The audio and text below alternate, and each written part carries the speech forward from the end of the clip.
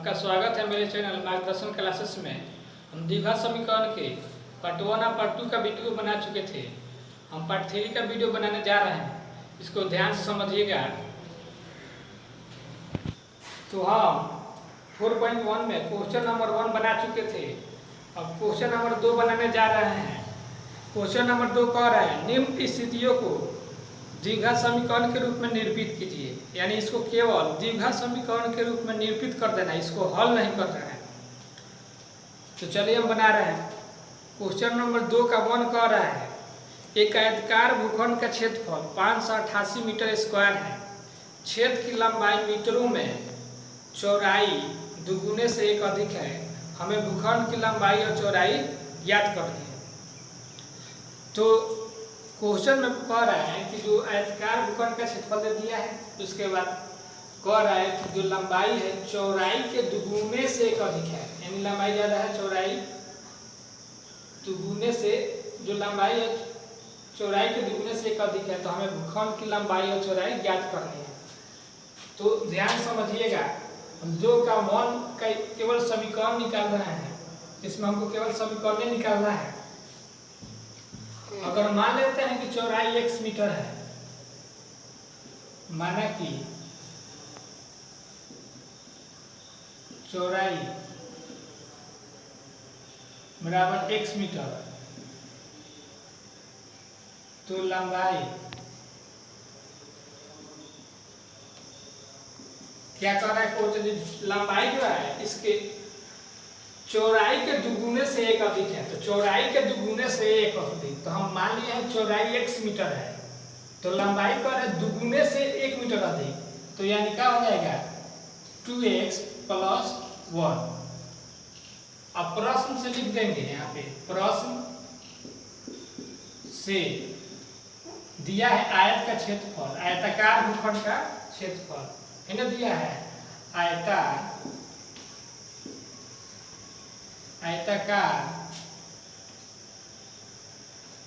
भूखंड का क्षेत्रफल बराबर दिया है 528 मीटर स्क्वायर, 528 मीटर स्क्वायर। तो यह भी मान लेते हैं मीटर में है। तो अगर हम जानते हैं कि आयत का क्षेत्रफल लंबाई गुने चौड़ाई होता है, तो इसलिए लिख देंगे लंबाई गुने चौड़ाई बराबर 528 मीटर स्क्वायर। तो लंबाई क्या है हमारा, यहाँ पे 2x + 1 metre into x metre बराबर 528 मीटर स्क्वायर। तो देखिए मीटर और मीटर से गुना होगा तो मीटर स्क्वायर हो जाएगा। अब तो लिख देंगे x 2x + 1 into x metre square बराबर 528 मीटर स्क्वायर। तो मीटर स्क्वायर से मीटर स्क्वायर कैंसिल। अब x में इस 1 से गुना करेंगे और x में 2x से। चलिए गुना कर रहे हैं 2x, या हम लिख दे रहे हैं एक बार इसको ऐसे यहाँ सजा करके x इंटू 2x + 1 बराबर 528। तो x में 2x से गुना करेंगे, x into 2x plus x into 1 बराबर 528। अब x में 2x से गुना होगा तो 2x स्क्वायर प्लस x बराबर 528। ये प्लस में है, इधर आएगा तो क्या हो जाएगा माइनस में 2x square plus x minus 528। आपका ये हो गया समीकरण। अब इसको हल नहीं करना है, केवल हमको समीकरण निकाल के रख देना है।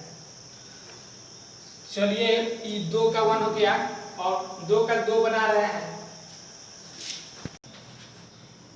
चलिए हम 2 का 2 बना रहे हैं, ध्यान समझिएगा आप लोग। 2 नंबर क्वेश्चन कह रहा है 2 क्रमागत धनात्मक पूर्णांकों का गुणनफल 306 है। तो हमें पूर्णांक ज्ञात करना है। यानी क्रमागत का मतलब होता है लगातार। जैसे मान लेते हैं एगो संख्या 5 है तो उसके बाद क्या होगा 6, या मान लेते हैं कि एगो संख्या 25 है तो उसके बाद क्या होगा 26। यानी क्रमागत का मतलब जो संख्या क्रम से आती है। तो क्वेश्चन में कह रहे हैं 2 क्रमागत धनात्मक पूर्णांकों का गुणनफल 306 है। तो हमें पूर्णांक ज्ञात करना है। तो अगर हम मान लेते हैं कि छोटी धनात्मक पूर्णांक संख्या x है, तो अगला क्रमागत पूर्णांक संख्या x प्लस 1 हो जाएगा। चलिए अब बना रहे हैं 2 का 2। अगर मान लेते हैं, माना कि पहला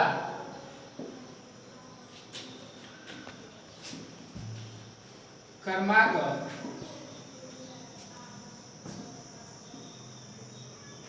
धनात्मक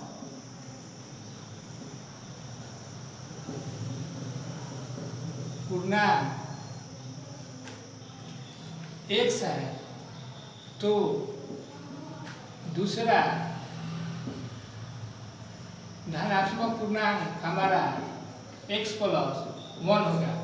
अब दिया है कि 2 क्रमागत धनात्मक पूर्णांकों का गुणनफल 306 है।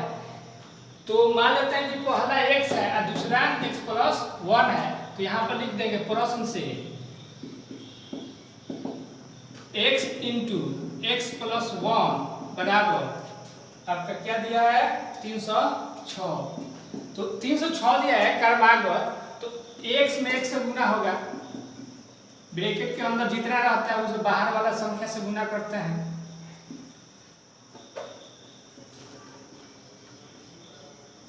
अब x में 1 से गुना होगा बराबर 306। तो x में x से गुना होगा तो x स्क्वायर, x में 1 से तो x बराबर 306। आपका हो जाएगा x square plus x minus 306 बराबर 0। तो ये आपका एक समीकरण हो गया। यानी इसमें हमको कह रहा है कि 2 क्रमागत धनात्मक पूर्णांकों का गुणनफल 306 है, तो पूर्णांक ज्ञात करना है। इसको हम समीकरण के रूप में दर्शा देना है।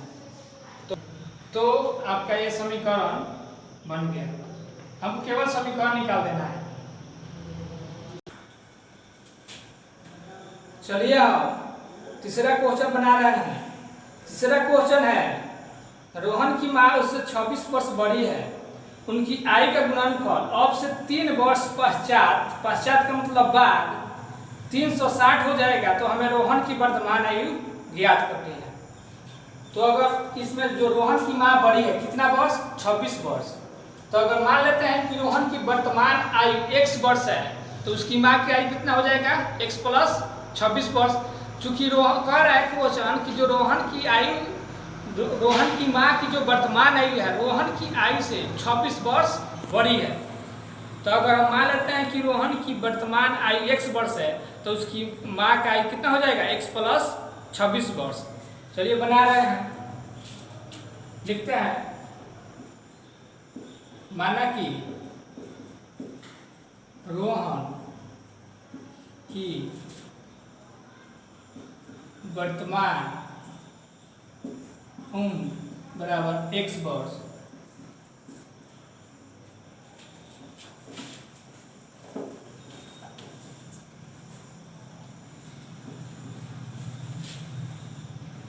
तो उसकी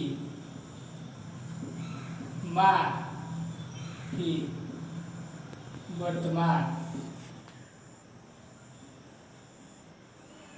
उम्र हो जाएगी x प्लस 26 वर्ष। चूंकि उसकी मां की उम्र जो है 26 वर्ष अधिक है।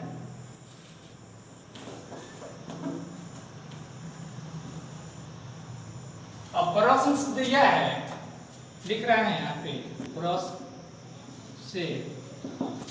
प्रश्न से कह रहा है कि जो अब से 3 वर्ष पश्चात उनकी आयु का गुणनफल 360 हो जाएगी। यानी 3 वर्ष पश्चात, यानी अभी आपका 5 साल उम्र है, तो 3 वर्ष पश्चात कितना होगा 5 प्लस 3 यानी 8 वर्ष।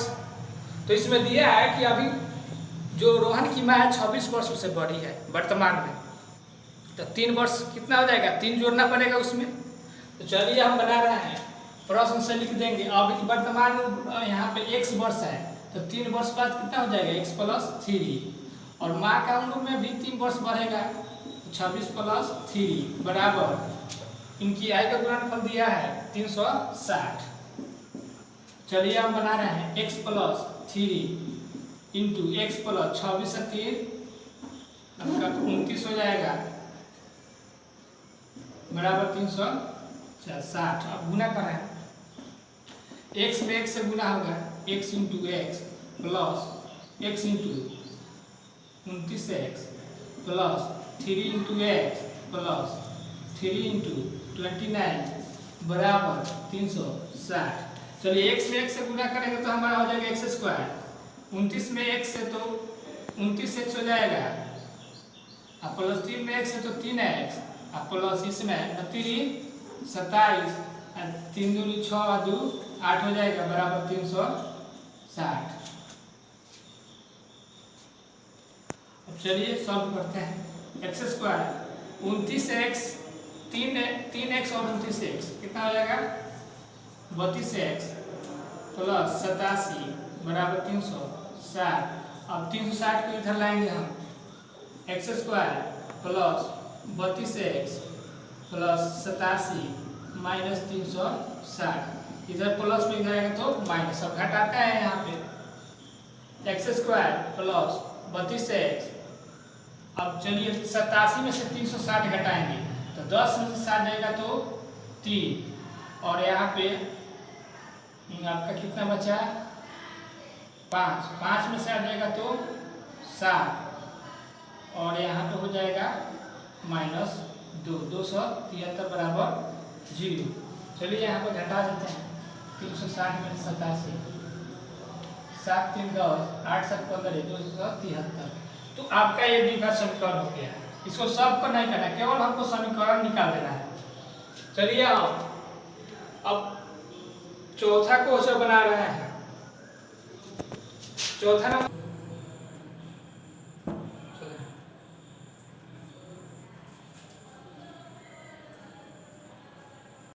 एक रेलगाड़ी 480 किलोमीटर की दूरी समान चाल से तय करती है। यदि उसकी चाल 8 किलोमीटर प्रति घंटा कम हो तो वह दूरी को तय करने में 3 घंटा अधिक लेती है।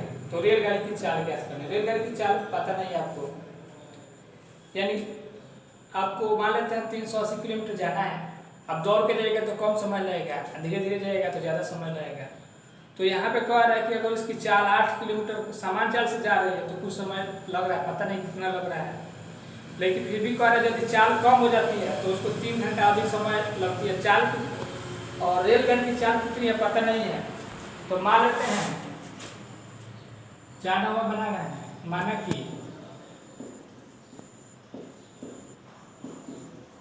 रेल गाड़ी की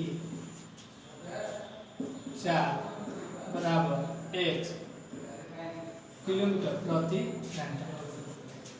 तो हम जानते हैं समय बराबर क्या होता है, दूरी बटा चाल। तो यहाँ पे प्रश्न से लिख देंगे, प्रश्न से अगर चाल कम हो तो ज़्यादा समय लगेगी, और चाल अधिक हो तो समय कम रहेगा। तो यहाँ पे कह रहा है कि अगर चाल कम हो तो हम समय बराबर जानते हैं दूरी बटा चाल, तो 480 किलोमीटर की दूरी तय करनी है। अगर चाल कम हो तो स्वाभाविक है कि समय ज़्यादा लगेगा, तो इसलिए लिख देंगे इतना बराबर 3 घंटा। चूँकि ये समय ज़्यादा है, ये समय कम है, यानी समान चाल से जा रहा है 1 किलोमीटर, चाल कम हो गया, तो जब चाल कम हो गया तो ज़्यादा समय है, और ये समय क्या है अधिक है, तो ज़्यादा में से कम घटाएंगे तो 3 बचेगा। क्योंकि हम जानते हैं समय बराबर दूरी बटा चाल, दूरी आपका 480 है, यह चाल है, एक बार x माइनस 1 से जा रहा है, एक बार 1 से। चलिए इसको हम सॉल्व करते हैं, x इंटू एक्स माइनस 8 और x का एलसीएम लिए तो हमारा इतना आएगा। अब x माइनस 8 से इसमें भाग करेंगे तो बचेगा x, तो x में 480 से गुना करेंगे तो 480x। अब x कट जाएगा, बच जाएगा x माइनस 8, तो हम 480 से x माइनस 8 से गुना करेंगे बराबर 3।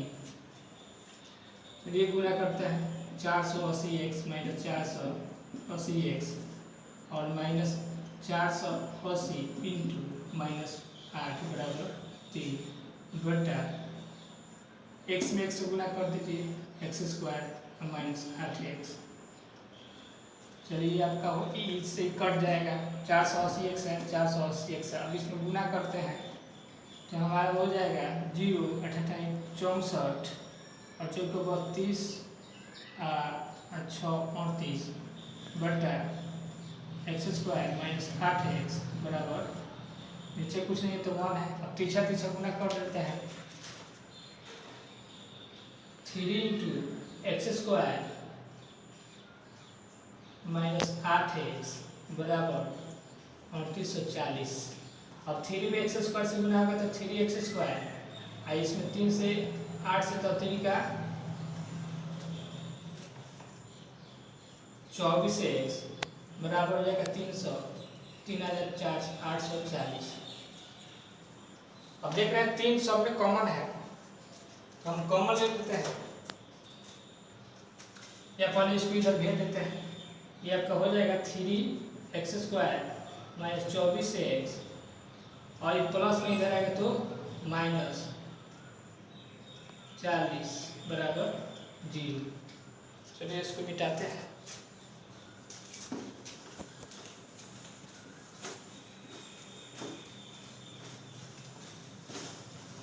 तो आपका हो जाएगा माइनस 24x माइनस 3840 बराबर 0। तो अब कॉमन ले लेते हैं, इसमें 3 है, इसमें भी 3 है, इसमें 3, तो आपका हो जाएगा x² माइनस 8x और माइनस 3 का 3, 3 दूनी 6, 3 8 24, 0। आपका ये द्विघात समीकरण हो गया। तो आपका ये 4.1 का जितना क्वेश्चन था सब खत्म हो गया। अब हम 4.2 अगले वीडियो में बनाएंगे, इसको ध्यान समझ लीजिएगा। चलिए तो आपका ये 4.1 खत्म हो गया, समाप्त करते हैं क्लास।